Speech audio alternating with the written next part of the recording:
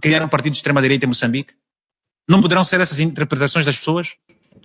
Não, o que eu acho é que se calhar as leituras que estão sendo feitas têm uma tendência de serem da extrema esquerda. E como é que ficaríamos assim, Hugo? Porque o que está a acontecer é o seguinte, eu fiz contactos com todas as orientações ideológicas. Por exemplo, em Portugal, para a tua informação, se calhar alguns não sabem, o partido que mais ligações, digamos assim, mais contactos tem conosco é exatamente um partido centrista, que é a Iniciativa Liberal. Tanto mais que a Iniciativa Liberal foi a única força política portuguesa que fez algo inédito. Logo depois das eleições que nós tivemos em 2024, a Iniciativa Liberal fez algo histórico, que foi apresentar uma proposta de resolução para que o governo português não reconhecesse os resultados eleitorais em Moçambique. E essa iniciativa de lei passou no Parlamento português. É algo inédito, nunca se viu coisa igual durante 50 anos. Mas ninguém fala da questão da Iniciativa Liberal, que é digamos assim, um partido centrista, mais ou menos, um pouco à direita. Mas também, quando eu fui à Alemanha, também estive e temos acordos, até vamos agora mandar uma equipa para formação na Alemanha, com o Die Linke. O Die Linke é uma força política na Alemanha associada à extrema-esquerda. Portanto, o que vamos ver, o Venâncio teve relacionado e tem relações com a extrema-esquerda, como já lhe disse aqui o exemplo do Die Linke e a Fundação Rosa Luxemburgo na Alemanha, tenho relações com partidos do centro, como os liberais alemães e a Iniciativa Liberal de Portugal, e tenho também relações com partidos que são à direita, como o Chega, como o CDS-PP. Portanto, nós lidamos com todos os partidos de várias matrizes. Sim, mas o Anamola será o quê? Será um partido de centro, centro-esquerda, centro-direita, extrema-direita, extrema-esquerda? Até hoje, qual é a tendência? Será um partido mais do centro, mas eu queria dizer, será um partido mais centrista. Mas eu vou dizer uma coisa. Quando me foi questionado isto, quando eu estava em Portugal, dei uma entrevista ao Observador, eu disse que o grande problema, que se calhar o que eu fiz é uma provocação também. Para quê? Para levantar um debate hoje sobre a pertinência e se ainda é contemporâneo a questão das tipologias estanques das ideologias. A maior parte dessas ideologias que a gente está a falar, elas foram concebidas há 2 séculos. Elas têm 2 séculos. E provavelmente, essas todas as ideologias que a gente fala, elas podem ter atingido o ponto de saturação. E que significa que provavelmente estamos numa altura da discussão das novas ideologias para o mundo. Para a construção das novas ideologias. Mas o mundo está hoje a perceber que há uma tendência, uma forte inclinação para a extrema-direita. O que nos trouxe até aqui, a garantia e os grandes líderes do mundo, por exemplo, falam muito da paz social, do equilíbrio, do povo comandar as coisas e tudo mais, o que é a esquerda. E sim, tem que se criar uma nova ideologia. Que ideologia será essa? Portanto, ou é de esquerda, ou é de direita, ou é de centro. Não sei qual era a nova ideologia para si. Olha, Hugo, há 20 anos atrás, o mundo estava dominado pela extrema-direita. Hoje, há uma tendência de reversão. Dentro de 30 anos, hás de ver que o ciclo volta a repetir. Isto é um ciclo. Isto não para. Então posso entender que o engenheiro Venâncio tem uma tendência para ser de extrema-direita. Não, nada disso, de forma nenhuma. O que estou a dizer é que essa visão de que nós temos que estar com a corrente do momento é uma visão circunstancial. É uma visão do momento, não é uma visão histórica, não é uma visão que compreende os processos históricos. E esta visão que nos apresenta é realmente a inovação que o Anamola traz para a política? O que é que a Anamola traz de diferente? Qual vai ser o diferencial do Anamola em relação aos outros partidos? O que a Anamola está a trazer hoje de diferencial é para aquilo que hoje na academia chama-se do debate pós-ideológico. Então nós queremos provocar esse debate pós-ideológico. Quer dizer, deixar de estarmos bitolados, estarmos estanques nas ideologias, a pensar nas novas ideologias. Por exemplo, nós defendemos, por exemplo, a nossa visão sobre educação e saúde. Nós defendemos uma educação básica, geral, gratuita e defendemos também uma saúde básica gratuita. Esta visão... Portanto, isso é um partido de esquerda que pensa dessa forma, não é? Exatamente, é um partido... Isto parece ser da esquerda. Mas, por exemplo, a nossa visão económica é uma visão que nós dizemos que o mercado deve ser preponderante e nós devemos deixar o livre mercado funcionar e com base no Estado de Direito Democrático. Isto parece uma ideologia da direita. E nós, por exemplo, em relação àquilo que eu disse, a unidade básica da organização social de um país, que é a família e os seus valores, também parece da direita. Portanto, isto, vamos lá dizer, se formos encontrar o projeto político da Ana Mola, vamos encontrar tendência ou valores ou variáveis que são da esquerda, variáveis que são do centro e variáveis que são da direita. Quais são as principais prioridades do Ana Mola neste preciso momento que foi aprovado e já está na estrada? Qual é a principal prioridade? Quais são as principais prioridades do seu partido? Olha, primeiro, a primeira questão que nós levantamos, que é fundamental para nós, fomos os primeiros a apresentar a questão da reforma do Estado. E quando nós falamos da reforma do Estado, há muita coisa para reformar, mas o nosso foco principal na reforma do Estado tem a ver com a reforma do sistema da justiça. E dentro da reforma do sistema de justiça, duas coisas importantíssimas têm que acontecer. Primeiro, independência do judiciário e passando naturalmente pela autonomia financeira e, sobretudo, na execução orçamental do judiciário. Este é o primeiro ponto. Mas essa não é uma visão de partido que está a governar, mas em partido que está a se instalar. Quais são as suas prioridades? Falar no presente. Quais são os principais desafios no momento do partido? Já tem sede própria nacional, sedes municipais, provinciais, comunais, em todo o país? Quais são os principais... Não, eu percebi que queria saber as prioridades para um projeto de governação, mas queria saber sobre nós. Vamos chegar lá. Também tem perguntas para essa perspectiva, mas por enquanto a nível do próprio partido, Ana Mola em si. A partir do Ana Mola. Bom, naturalmente que agora o que nós queremos é consolidar a nossa estrutura política, a implantação territorial do nosso partido. Neste momento nós estamos implantados a nível nacional, a nível regional, a nível provincial, distrital, até dos postos administrativos, mas temos o desafio da implantação nas localidades. Moçambique tem cerca de 1.100 localidades e nós agora estamos a quase 65% das localidades e queremos, a breve trecho, chegar a 100% das localidades. Primeiro, implantação do partido a nível territorial, que é a presença física do território. Ponto número 1. Ponto número 2 é, naturalmente, consolidarmos aquilo que é o nosso grande sonho, que é sermos a maior força política em Moçambique em matérias de iniciativas, de projetos de governação e iniciativas legislativas. E isso até já começamos a fazer. O Parlamento, neste momento, já recebeu propostas da Ana Mola que são em número superior que todos os partidos juntos que agora fazem parte do Parlamento. Terceiro, depois disso, o que nós queremos é, num prazo de 1 ano, sermos o maior partido de toda a história democrática de Moçambique. E já vamos lá. Nós temos neste momento menos de 2 meses de existência.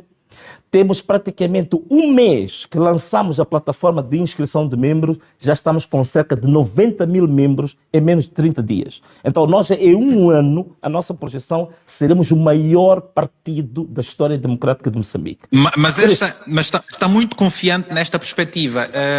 Eu sei que o Ana Mola, como qualquer outro partido, tem fontes de financiamento. O que é que tem feito para garantir a transparência na gestão das contribuições dos moçambicanos e todos aqueles que o apoiam na sua causa? Olha, Vítor, ainda que falas disso, neste momento nós demos o maior exemplo da história em matéria de transparência.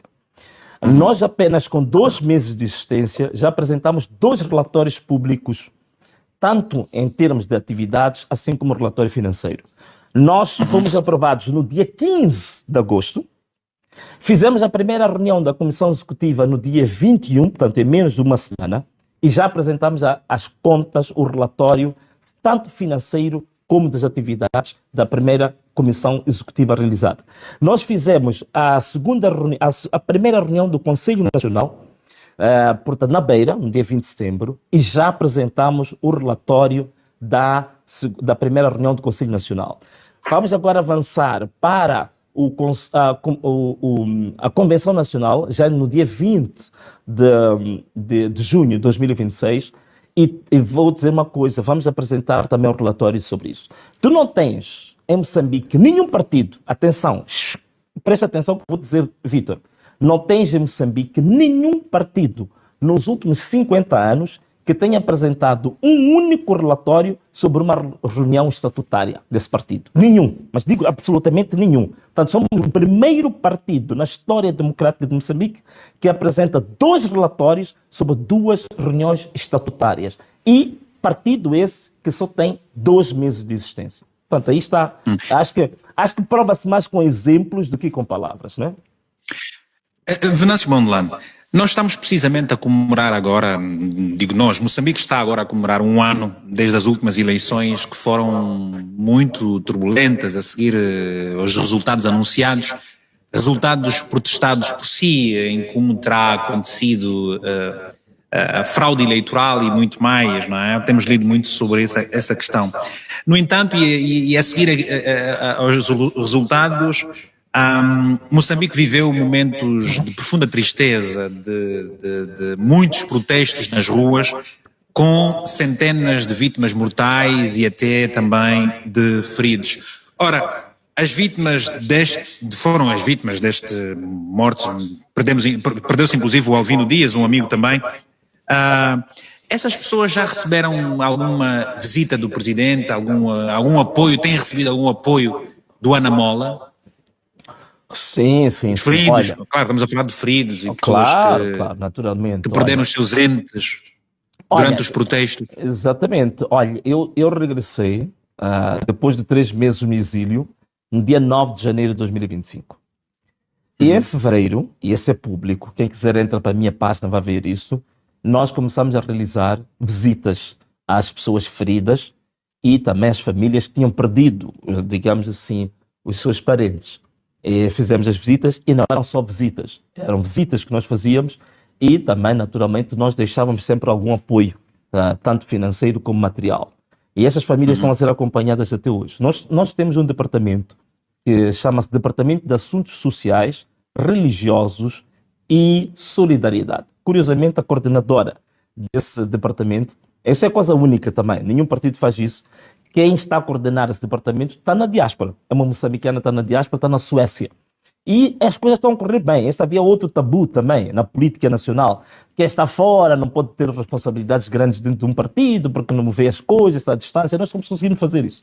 E esse departamento, neste momento, está a fazer um mapeamento exatamente das pessoas que estão nessa condição para fazer essa ajuda. E já começamos com alguns exemplos pequenos. Um dos exemplos pequenos quais foram? Neste momento, o exemplo mais emblemático que foi, digamos, os órfãos do Elvino Dias.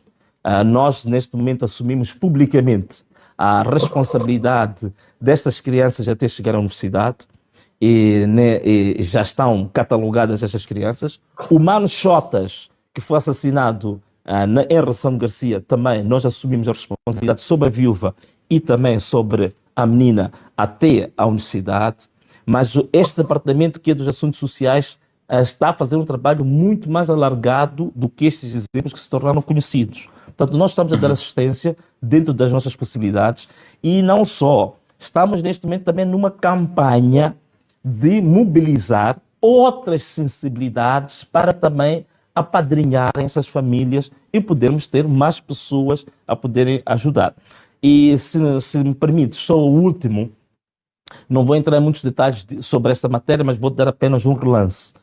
Nós, neste momento, temos um acordo com uma rede de médicos em Moçambique que assumiram a responsabilidade nos casos em que pessoas feridas que vão ao Sistema Nacional de Saúde são rejeitadas pelo fato de saberem que o móvel do seu ferimento esteve relacionado com as manifestações. Há uma rede de médicos que estão ligados a nós que se predispuseram a fazer tratamento domiciliar a essas pessoas. E esse é um projeto que nós temos com essa rede de médicos que está em todo o país e que tem feito esse acompanhamento a essas pessoas em casa e de forma gratuita. Como é que tem conseguido como é que tem conseguido sensibilizar esses apoios, mobilizar esses apoios? como é que consegue sensibilizar essas pessoas que quase claramente têm sido vistas a apoiá-lo, e muitas são as pessoas que têm sofrido consequências em função dos apoios claros que lhe dão e que são públicos. Sim, quer dizer, mas nem todos publicitamos, né? Naturalmente que alguns apoios são conhecidos, há pessoas que dizem que não tem problema nenhum, tu podes publicitar, mas 99% das pessoas que nos apoiam sempre o fazem, pedem certo anonimato. O que nós fazemos quando apresentamos as contas, apresentamos os números, mas não apresentamos naturalmente as pessoas, a proveniência, quem é que deu o apoio. Mas os valores financeiros nós apresentamos e temos os extratos das nossas contas, porque isso passa pelas nossas contas. Como é que a gente consegue mobilizar? Como é que a gente consegue mobilizar, para responder à sua pergunta? É assim, Vítor, coisa simples. Esta é a minha grande convicção, e isto tem muito a ver até com a minha própria fé.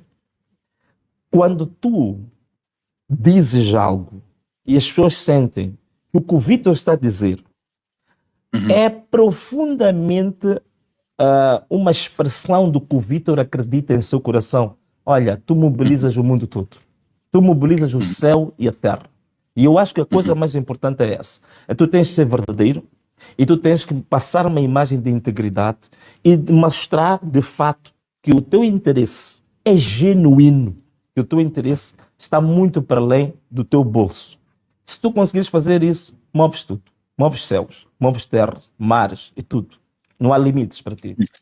Não é impossível perante a situação. Vou convidar os nossos amigos internautas que nos seguem. É por essa razão, Vítor, que eu estou há 1 ano e meio sem salário, mas eu não me queixo. Eu tenho tudo o que preciso. Sim, mas não está com 1 ano e meio sem salário, como é que sobrevive? Pela graça de Deus. Não, mas a graça de Deus é a fé que nós temos, é a esperança, tudo bem, mas tem contas para a pagar, graça precisa de de Deus, roubo, precisa pagar...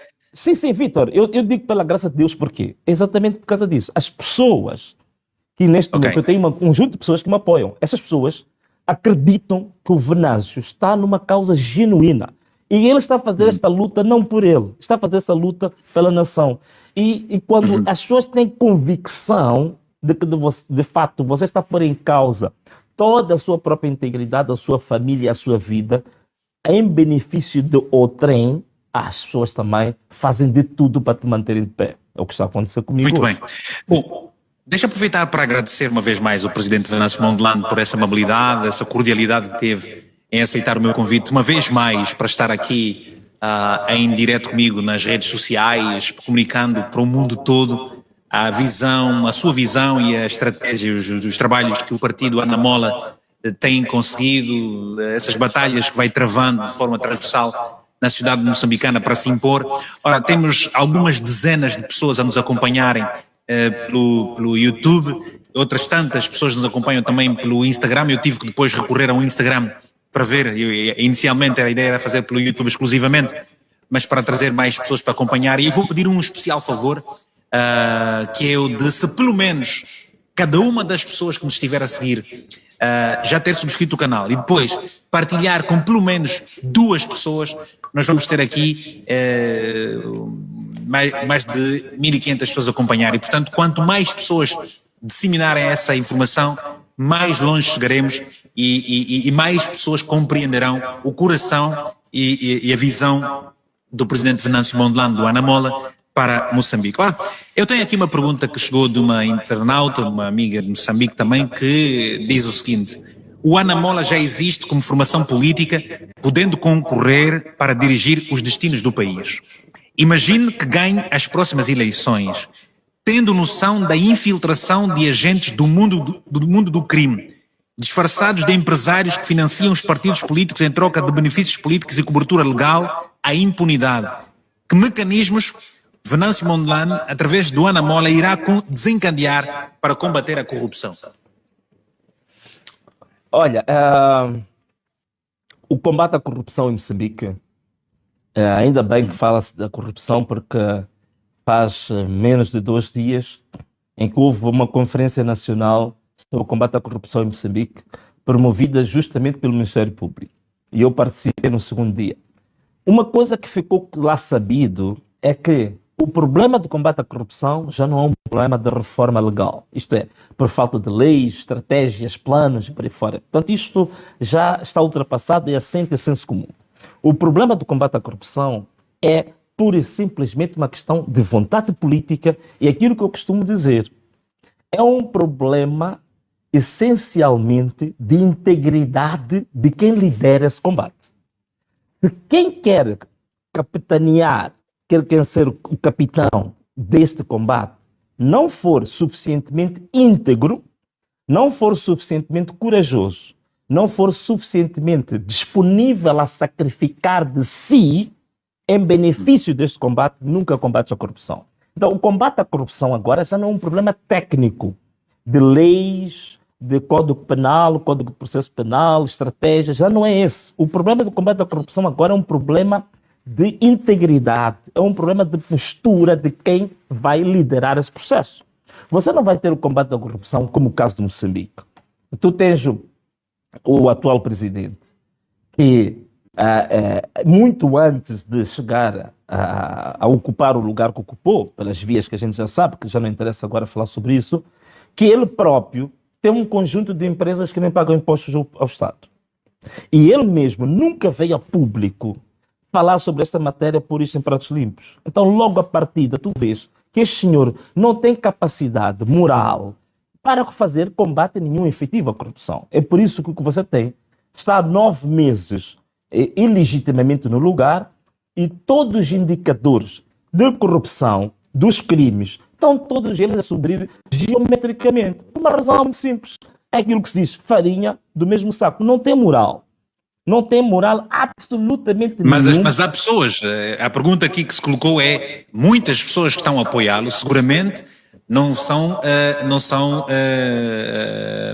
mecenas, são pessoas que têm objetivo. Sim. Querem no futuro, irão provavelmente no futuro trazer-lhe a fatura. É isso que esta pergunta se coloca. Quer dizer, moedas de troca. Moeda de troca, quer dizer... Bom, sim, tem noção disso. É assim, Vítor, eu acho que tu percebeste aquilo que eu disse logo no início. Como é que nós conseguimos mobilizar recursos para esta luta? Nós mobilizamos recursos mostrando às pessoas pura e simplesmente que estamos disponíveis para fazer uma luta justa para este país, para beneficiar o setor privado, porque neste momento o setor privado está numa situação quase que chantageada. Quer dizer, hoje em dia, para tu fazeres um negócio, para abrir investimento em Moçambique, tens sempre condicionalismos de colocar as pessoas do status quo, tens que dar percentagens, tens que corromper, tens que não sei o quê. O que nós queremos é que as coisas funcionem mediante o Estado de Direito Democrático, que as regras funcionem. Acabemos com nhongas, como se diz cá em Moçambique, com comissões e por aí fora. Esta é a garantia que eu dou às pessoas que são empresários e que nos apoiam. É a única garantia que a gente dá a eles. Olha, conosco, chantagens ao setor privado acabou. Nhongas acabaram. Vir bater à vossa porta, exigir dinheiro para a nossa campanha, para a manutenção dos vossos negócios, acabou. Regras do mercado, transparência absoluta e deixar o empresariado trabalhar à vontade, de forma tranquila. É a única moeda de troca que a gente dá às pessoas que nos apoiam. Agora, quem está a apoiar-nos à espera que o Ana Mola ganhe eleições, vamos ter privilégios nos contratos, nos concursos, bom, isso está fora de qualquer cogitação. Não é isso que nós estamos a vender. Nós estamos a vender a ideia de que somos a melhor opção para pôr o mercado a funcionar dentro das regras. Da mesma maneira, nós temos muitos empresários em Moçambique hoje que estão a abandonar o país por causa dos raptos e dos sequestros. O que é que nós temos feito? A gente diz a eles, o combate aos raptos e os sequestros, todo mundo sabe, está claro quais são.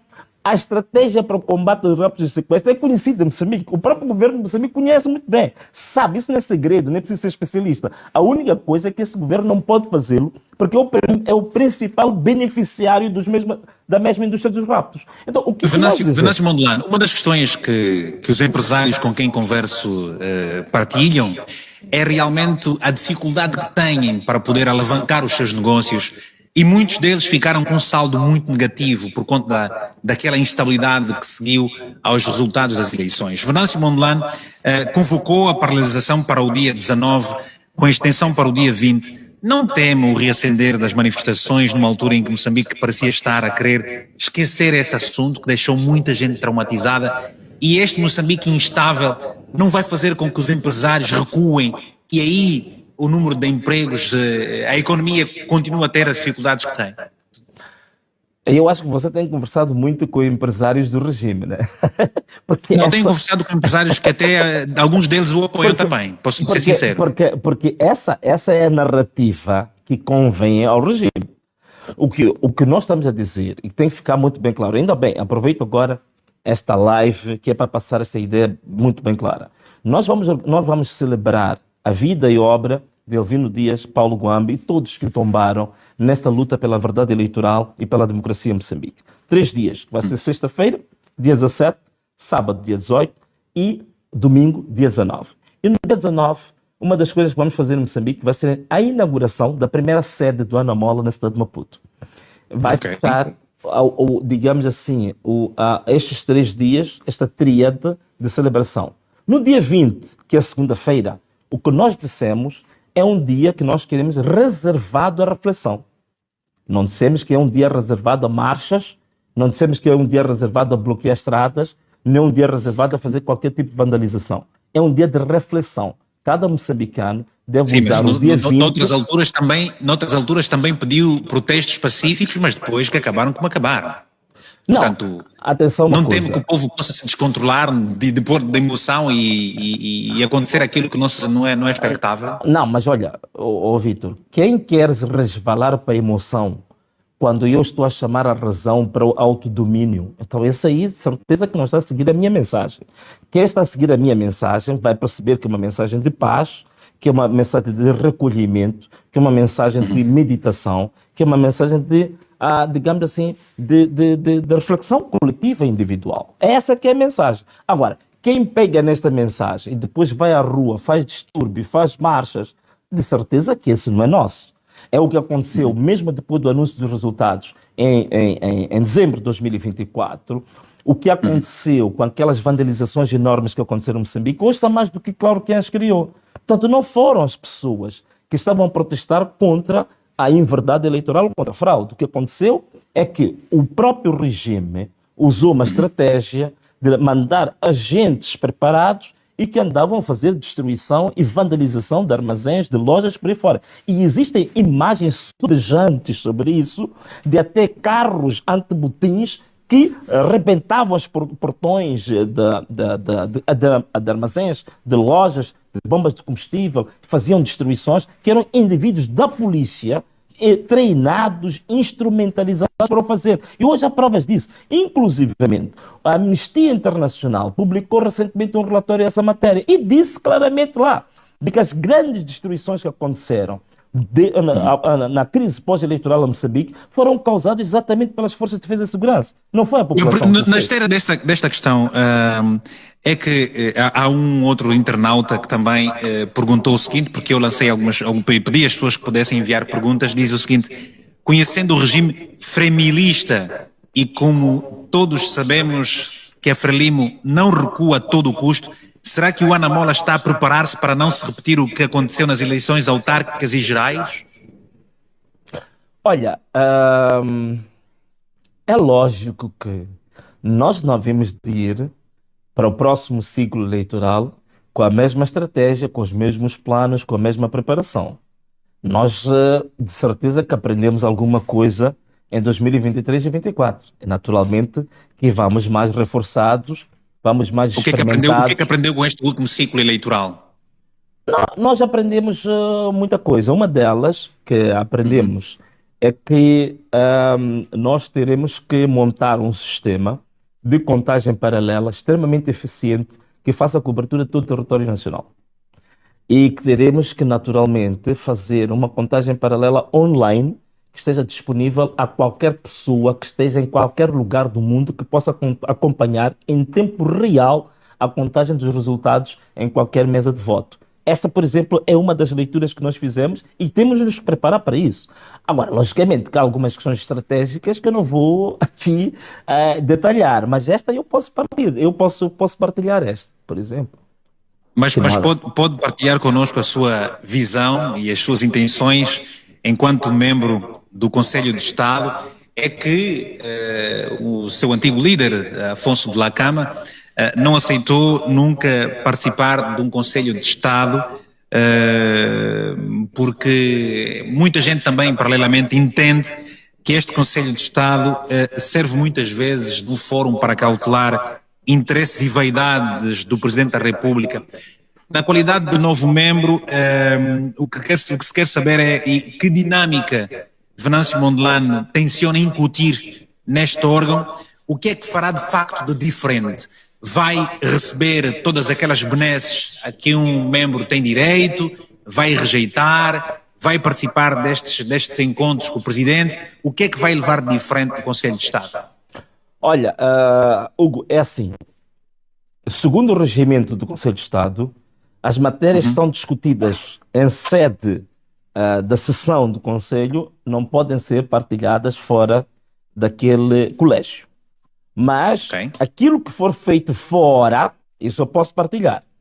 Primeiro, eu estou no Conselho de Estado e eu tive o cuidado de fazer 2 inquéritos em 2 dias diferenciados. Colocar a questão e fazer um inquérito e perguntar à população o que vocês acham. Devo tomar posse ou não devo tomar posse? Nos 2 inquéritos que nós fizemos, a média de respostas positivas foi de 87%. Significa que a população moçambicana deu-me mandato para tomar posse no Conselho de Estado. Primeiro, questão da legitimidade. Ponto 1. Ponto 2. O que lá vou fazer? Primeira coisa que eu fiz, e não sei se algum membro do Conselho de Estado em toda a história de Moçambique já tenha feito, eu já apresentei uma proposta de revisão da lei do Conselho de Estado. Essa proposta já partilhei até com o público, que é para converter o Conselho de Estado num órgão mais interativo, num órgão mais próximo do povo, num órgão que serve aos interesses, primeiro, do povo e não os interesses de uma certa elite privilegiada que está próximo do Presidente da República. Portanto, essa proposta eu já fiz, já coloquei. Este é o exemplo das coisas que eu lá vou fazer. Eu não vou lá para tomar café e apenas tirar proveito das tais benesses que praticamente não existem, porque não há salário no Conselho de Estado, por exemplo, não há benefícios assim muito visíveis. Portanto, eu vou lá que é para colocar os interesses do meu povo em primeiro plano. Eles sabem disso. Nós, na primeira sessão que nós tivemos do Conselho de Estado, todos os conselheiros, os meus pares, sabem exatamente quais são os posicionamentos que eu tomei. 90% das coisas que eu falei não tinham nada a ver nem comigo, nem com eles, nem com o Presidente da República. Tinha a ver com os interesses do povo. Foi o que eu defendi, é o que eu vou continuar a defender para sempre. Mas eu vou dizer uma coisa. Normalmente se diz que o Presidente Afonso de Lacama não tomou posse, não esteve... Não, o Presidente Afonso de Lacama era membro do Conselho de Estado. E se quem quiser vai ver as entrevistas que ele deu, ele próprio assume isso em vários comícios. Porque não era o ser membro do Conselho de Estado. Para quem vem por via da eleição, por via eletiva, não é um problema de vontade particular ou não. É um problema constitucional. Portanto, se houver boa vontade ou não do Presidente da República, não interessa. Portanto, quem vem por via eletiva é automático, é constitucional.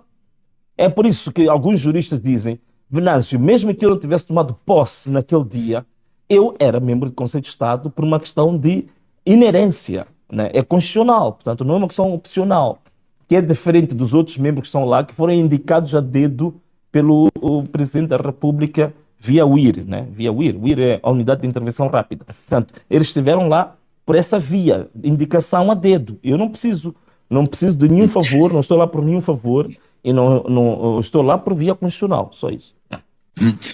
Venâncio Mondlane, há uma questão também que se levanta, que é a seguinte, Sr. Presidente.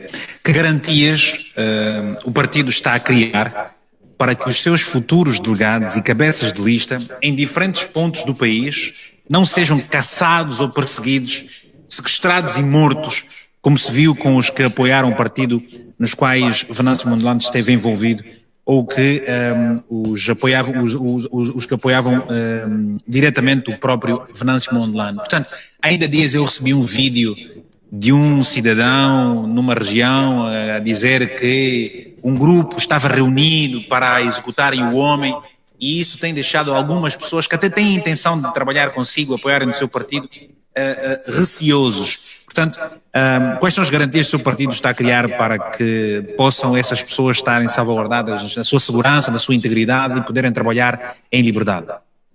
Olha, é lógico que nós como Anamola, como deves saber, somos um partido 100% civil, portanto, nós não temos uma força paramilitar ou qualquer tipo de instrumentos de coação que a gente possa usar contra esse tipo de indivíduos. É lógico que não teremos esse tipo de recursos, mas, logicamente, que o que nós estamos a fazer agora é um conjunto de redes tecnológicas de informação. Bom, eu não queria detalhar isto, porque algumas questões são estratégicas, mas neste momento o partido... Mas é importante, é verdade que são Não, não, mas estratégicas, mas há a intenção das pessoas que querem já vou... trabalhar consigo, Não, estão preocupadas, estão com medo. já vou falar sobre isso, já vou falar sobre isso. Nós, neste momento, somos o partido mais tecnológico de Moçambique. E isto não é pretensão, estou a falar e depois posso detalhar sobre isso. E uma das coisas que nós queremos colocar dentro das tecnologias de comunicação que nós usamos também é o fluxo de informação em relação aos riscos que os nossos próprios coordenadores distritais até de localidade sofrem naturalmente pela sua própria atividade política. E também queremos montar em Moçambique uma rede de advogados, não só do partido, mas também advogados voluntários que possam dar assistência no território nacional inteiro. Estas são as armas que nós temos. É usar a lei, que é usar a informação, usar tecnologia, que é para defender os nossos homens. Não temos armas, não temos outras formas para a gente fazer frente a isto. Agora, o que eu acho que é importante o Partido Frelimo ter em conta, é importante que não use esse tipo de métodos, porque o que vai acontecer é que se continuarem a fazer esse tipo de perseguições, execuções sumárias dos nossos membros, isso vai depois despoletar uma coisa que todos nós chegamos à conclusão que tem que se parar, que é esta mesma população sentir-se encurralada e também ser obrigada a defender-se perante esse tipo de situações. Portanto, e já ficou provado que não há polícias, que não existe exército suficiente para a imensidão da população que existe em Moçambique. Portanto, o que aconteceu... Acha que a democracia no país regrediu bastante depois de 2024? Naturalmente, quer dizer, olha, nós em 2024 ainda vão sair dados definitivos da Amnistia Internacional. Eu sei que eles estão a fazer um trabalho de campo agora em Moçambique, mas olha, nós nunca tivemos uma situação, vou dar-te 2 ou 3 exemplos, nós nunca tivemos uma situação em que a maior cadeia do país fossem soltos mais de 1.500, 1.600 presos e que depois 2 a 3 centenas dos mesmos executados de forma extrajudicial. Nunca houve isso em toda a história democrática deste país. Nunca houve execuções de civis e colocados em valas comuns como nós vimos em 2024. Eu, pessoalmente, cheguei a ir à província de Tete, porque a Sky News, quando eu reportei a Sky News disse que era propaganda política. Eu convidei eles a irem comigo para a província de Tete, que eu lá fui com a minha equipa, fomos fazer filmagens de membros nossos numa localidade que chama-se, num distrito chama-se Macanga, 8 membros do proto-Anamola, portanto, antes do Anamola, que foram assassinados e colocados em valas comuns. Portanto, este tipo de requintes de crueldade nós já não tínhamos em Moçambique há muito tempo. Eles retornaram em 2024. Portanto, não restam dúvidas que em matéria de direitos humanos, violação gravíssima de direitos humanos, Moçambique em 2024 atingiu os píncaros, né? Há uma regressão muito grande. Desaparecimento de jornalistas. Nós até hoje temos um jornalista muito renomado, que era do nosso projeto político, e que até hoje, passado um ano, está desaparecido, que é o Arlindo Chissalo. Por acaso nós o homenageamos na nossa última reunião do Conselho Nacional. Portanto, não restam dúvidas. Ninguém sabe o que se perder. O que aconteceu em 2024, aquilo está muito próximo de crimes contra a humanidade. Não é? E eu acredito que tarde ou cedo há de haver pessoas que vão parar no Tribunal de Haia, porque aquilo está muito acima do aceitável. Não é? Vamos começar por um assunto que é muito preocupante, está na agenda política moçambicana há muitos anos, e depois vamos sair para perceber Moçambique numa outra perspectiva. Venâncio Mondlane, eu não ouvi o presidente Chapo ao longo da sua campanha presidencial e não sei, não me lembro tê-lo escutado ao longo deste tempo de governação com uma propriedade muito forte relativamente e transmitindo uma confiança brutal relativamente à situação em Cabo Delgado. Eu pergunto, qual é a sua leitura sobre Cabo Delgado? Donald Trump disse que, chegando ao poder, ele podia acabar com a guerra, pelo menos na Ucrânia, em pouco tempo, né? Poucos dias, poucas horas, mas é verdade que está lá a caminho de 10 meses e não há um sinal de regressão desta guerra. Se fosse presidente, se tivesse sido presidente, se for presidente, como é que acha que se pode resolver a situação em Cabo Delgado? Bom, no estágio em que a coisa chegou em Cabo Delgado, as soluções já têm que ser multissetoriais, multidisciplinares. Houve uma altura que eu acho que o problema era um bocadinho mais simples. Há pouco tempo, digamos, escritor prolífero, que é o Joseph Allen, ele dizia que empregos teriam resolvido o problema de Cabo Delgado. Mas eu penso que isso era no passado. Um problema meramente de verificar os indicadores económicos e sociais da população de Cabo Delgado, colocar escolas, hospitais, garantir emprego, formação para os jovens, isso resolvia naquela altura. Mas o estágio em que estamos hoje já precisa de uma abordagem muito mais ampla do que essa. E naturalmente que a abordagem militar não está fora, essa é preciso, mas dentro da abordagem militar o que é preciso fazer? Primeiro, é importante que todas as qualificações que nós fomos buscar fora, desde o Ruanda, o SAMIM, as forças da União Europeia, por aí fora, que dizem que têm qualificações, valências que o exército moçambicano não tem, é importante que a parte do nosso exército seja integrado, portanto, por formas em que eles possam também evoluir em termos tecnológicos, em termos de know-how, em termos de formação. Este é muito importante, porque agora existe uma tendência de haver uma intervenção militar, mas que a nossa própria força, ela continua com o mesmo déficit em termos de formação, em termos tecnológicos, por exemplo. Então é preciso uma integração para que o nosso exército evolua. Ponto 1. Ponto 2. É importante também avançar-se claramente para uma solução dialogante. Não restam dúvidas. Quer dizer, Queres dialogar com quem? Logicamente, eu já falei Com sobre terroristas, isso. é que isso está a dizer? Eu já falei sobre isto num outro programa há cerca de 2 anos. O que nós estamos a chamar de terroristas hoje, o próprio governo moçambicano conhece as pessoas. Essas pessoas não são fantasmas. Havia um discurso de que eram homens sem rosto. Essa narrativa é uma narrativa enganosa de manipulação.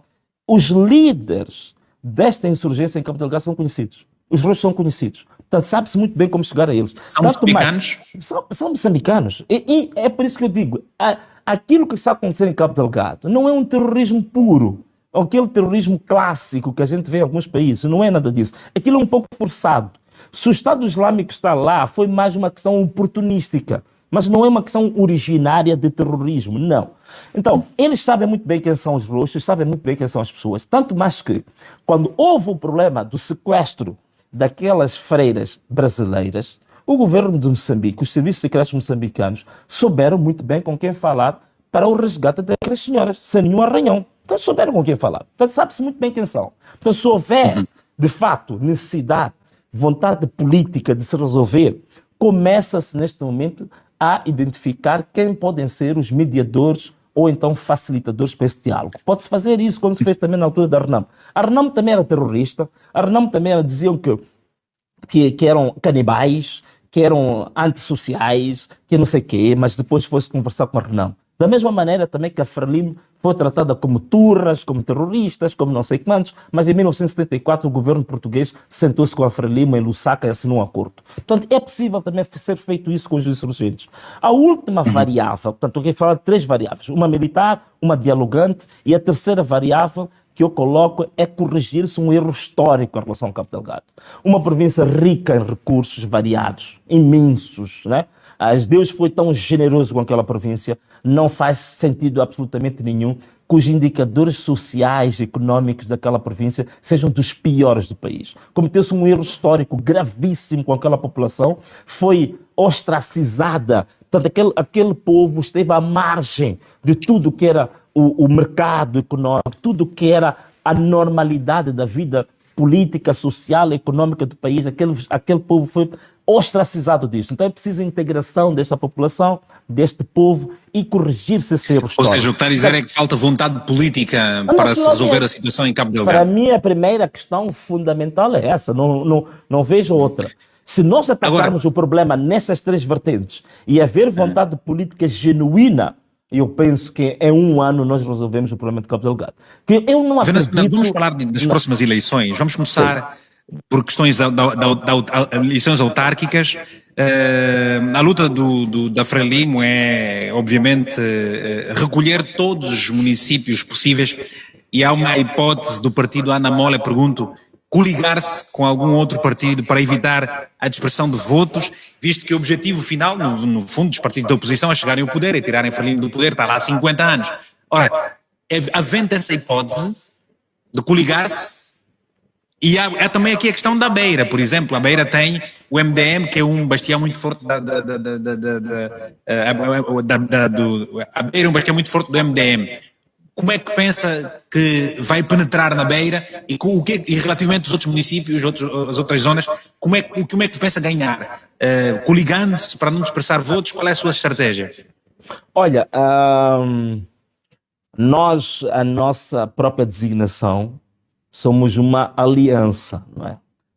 O nosso partido é uma aliança nacional para o Moçambique Livre e Autônomo. Portanto, somos uma aliança, significa o quê?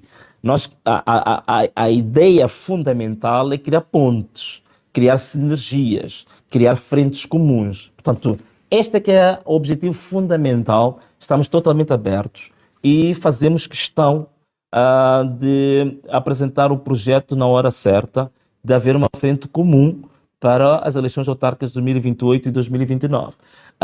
Concretamente na Beira, por exemplo, o caso da Beira, não restam dúvidas de que o presidente do município da Beira, né, do Conselho Autárquico da Beira, tem um capital político extraordinário, para além da competência demonstrada por ele. É lógico que nós na Beira, caso ele esteja de acordo, nós não vamos entrar lá numa batalha campal com ele. Portanto, vamos arranjar uma forma de fazermos pontes, fazermos alianças e uma possível frente, se ele estiver interessado, como em todos os outros municípios também em que neste momento estão sendo governados pela oposição. A nossa visão em relação a esses municípios é, naturalmente, entrarmos em acordo, entrarmos como uma aliança, como uma força comum, como uma frente integrada. Sim. Tem acompanhado os movimentos políticos, as questões de índole política no nosso país. A Guiné-Bissau vai a votos agora no próximo dia 23 de novembro. O presidente Omar Sissoko é muito contestado.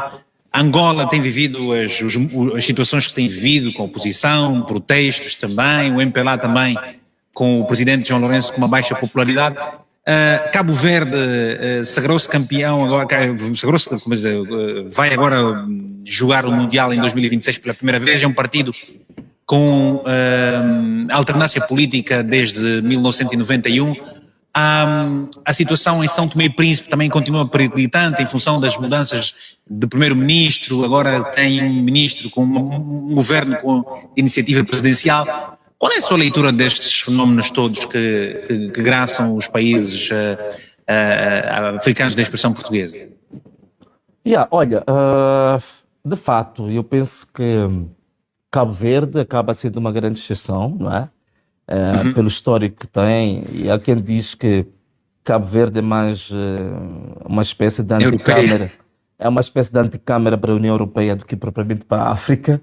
Portanto, eu acho que é um caso, se calhar, a fazer uma análise, digamos assim, separada, não é? Agora, o restante dos nossos países é realmente uma pena, mas eu noto dois aqui que são muito semelhantes na forma como eles se fazem, a forma como eles fazem política e a forma como eles olham para a política.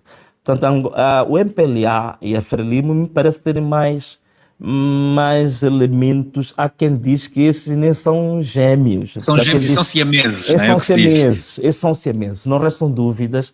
Agora, estas duas forças em particular, me parece claro de que elas só se conseguem manter no poder pelo recurso às armas, pelo recurso à força. Não estou a ver outra forma delas se manterem, senão de fato pelo controle que têm sobre o exército, sobre o judiciário e sobre os órgãos eleitorais. Portanto, estas são as maiores armas que eles têm para se manterem no poder e para manterem essa hegemonia. É uma pena. Mas, na minha opinião, eu vaticino que nas próximas eleições vai haver algo extraordinário em Angola e Moçambique. Por quê? Porque eu creio que este movimento começou em 2023 em Moçambique e também estes ventos que agora aparecem da geração Z, eu creio que Madagascar, estão criadas todas as condições atmosféricas para que em Moçambique e em Angola, sobretudo, a gente tenha uma viragem surpreendente nas próximas eleições. Porquê? quem é que vai Não, liderar esta viragem em Moçambique? não, não, não. É Venâncio Mondlane com Ana Mola? Eu acho que é o povo. Olha, se for É o pelo povo. Venâncio, nunca haveria alternância democrática em Moçambique. Pelo Venâncio. Não tem capacidade de o fazer. Mas eu acredito que a maturidade em que este povo já atingiu, digamos, a cultura cívica e política muito amadurecida em Angola, em Moçambique, e eu acho que este povo já não pode e não vai aceitar mais nenhuma manipulação nas próximas eleições. E eu até costumo dizer o seguinte: se o MPLA e a Frelimo fossem suficientemente inteligentes, deveriam fazer como o Gorbachev fez na União Soviética quando percebeu que haviam questões irreversíveis que estavam a acontecer no devir histórico da Rússia, que era a Frelimo e o MPLA introduzirem a perestroika do MPLA e a perestroika da Frelimo. O que isso significaria? Significaria que antes destes partidos implodirem e correrem um risco depois de entrarem até no esquecimento historicamente, eu acho que este é o melhor momento deles próprios negociarem a sua ida à reforma. E aí haveriam de garantir pelo menos sobrevivência política por algum tempo. Se estes dois partidos... Presidente Venâncio, estamos mesmo a terminar. Como é que vê o futuro da integração africana? Como é que tem acompanhado, qual é a sua visão e perspectiva sobre o que acontece na África francófona, onde os novos líderes, sobretudo militares, têm feito o que têm feito? Como é que lê este tempo novo no continente africano, ou que nos parece, de certo modo, tem influenciado e tem motivado alguma juventude também, apesar de como as coisas vêm acontecendo, no caso de Mali, no caso, por exemplo, do Burkina Faso e outros países aí na região de Sahel, por exemplo? Sim, olha, essa é uma pergunta muito interessante, porque eu particularmente acho que 60%, tanto de perguntas como de contribuições que tenho recebido no meu e-mail, tem muito a ver com estes ventos do Sahel. Mas o que acontece é que eu acho que a África não é tão homogénea assim como parece. Portanto, nós temos diferentes matizes e para o caso da África Austral, em particularmente Angola, Moçambique, se calhar o Zimbábue também está nesta linha, Tanzânia, e eu acredito que nós podemos fazer essa viragem sem precisar de golpes de Estado, sem precisar de força das armas, porque podemos amadurecer o nosso povo. Um amplo movimento popular pode fazer isso e fazer essa alternância. A questão do Sahel me parece muito particular, para que não se pode fazer uma espécie de replicação ou, digamos assim, um copy-paste para outras realidades, outros blocos políticos dentro da África, mas eu penso que eles estão a seguir o seu próprio percurso. Para o caso da África Austral, parece que o percurso tem que ser diferente.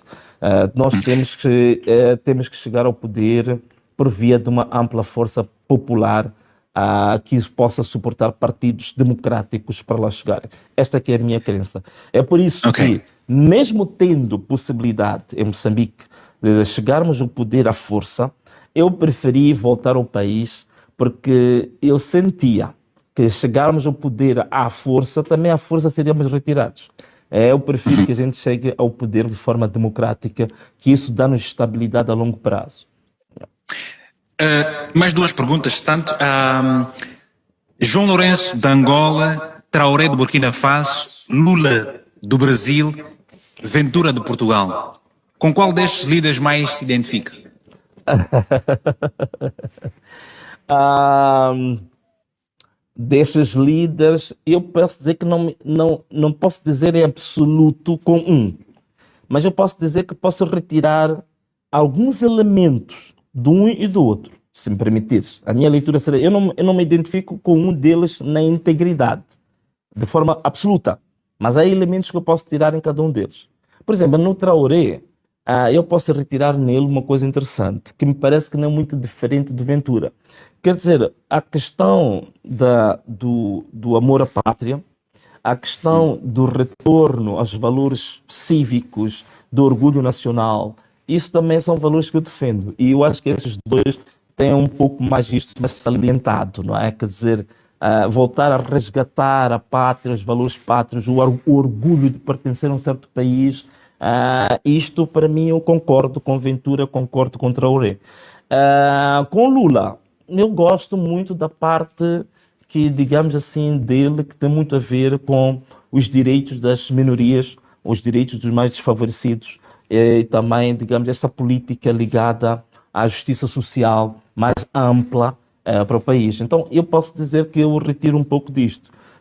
De João Lourenço, prefiro não retirar nada. Pelo contrário, afastá-lo em absoluto. Que líder é que tem estado a inspirá-lo neste momento, a nível mundial? Para dizer a verdade, eu acho que um bocadinho, como eu disse, quer dizer, eu não tenho uma pessoa singular que posso dizer que aqui está o meu modelo absoluto. Eu vou retirando alguns elementos em cada um deles e que depois esses elementos é que me ajudam depois a fazer o meu próprio puzzle, não é? Por exemplo, no Trump, há algumas questões que eu no Trump acho muito úteis, não tudo, mas penso que sim, algumas delas.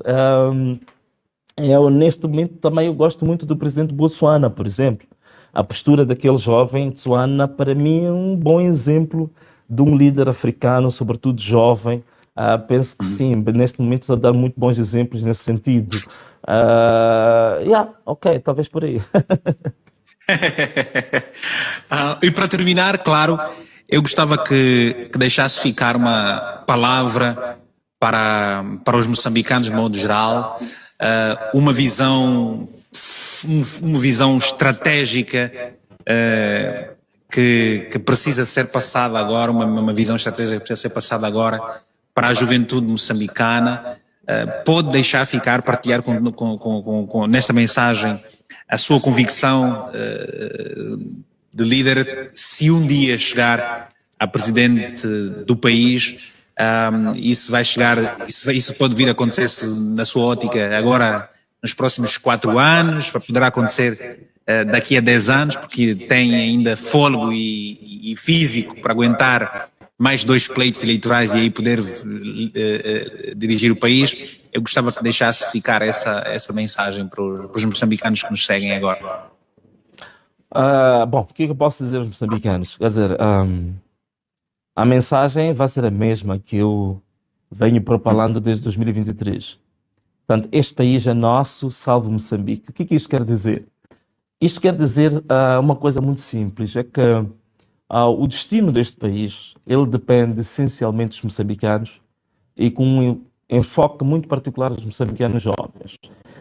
Isto significa que é muito importante que cada um de nós procure ser sujeito da história coletiva dos moçambicanos e cada um de nós sentir que para nós mudarmos a história de Moçambique não vai ser por outra via senão em consentir sacrifícios. E consentir sacrifícios significa o quê? Significa que você dar mais de ti para o outro do que para si próprio. Se nós todos tivermos esta ética de que temos uma pátria, e esta pátria, para ela ser uma das maiores nações do mundo, que esta é a minha grande utopia, que nos próximos 20 anos Moçambique pode estar entre as 70 ou 50 maiores nações do mundo. Significa que é importante que cada um de nós possa estar disponível a consentir sacrifícios da sua própria vida privada, familiar, em nome de uma pátria. Hoje em dia há uma tendência enorme para o individualismo, há uma tendência enorme para o consumismo, há uma tendência enorme para o egoísmo. Então, se nós abandonarmos essas práticas todas e agora começarmos a focar na nossa pátria, no nosso país, na posteridade, sabermos que a única coisa que faz história não é o conjunto de carros que eu tenho, não é o conjunto de cargos que eu alcancei, não é o conjunto de fortunas que eu faço, mas a única coisa que faz história é aquele menino, aquela menina que surgir daqui a 50 anos, ela saber que deve um tributo a uma certa geração que, na sua altura certa, sacrificou tudo o que tinha para manter uma nação e para fazê-la subir. Então é só isto que eu peço aos meus amigos moçambicanos. Vamos ter foco na nossa pátria, vamos ter foco na posteridade, no futuro. Vamos consentir sacrifícios hoje, mas vamos colocar a nossa pátria em primeiro plano, que aí Moçambique vai ser grande, vai ser enorme. E se me permitires, Muito bem. só um minutinho só, uma mensagem muito particular. Não, à vontade. Vamos começar amanhã, sexta-feira, sábado e domingo, 3 dias de celebração da vida e obra de Elvino Dias, de Paulo Gwambi e de todos quanto tombaram pela verdade eleitoral e pela democracia.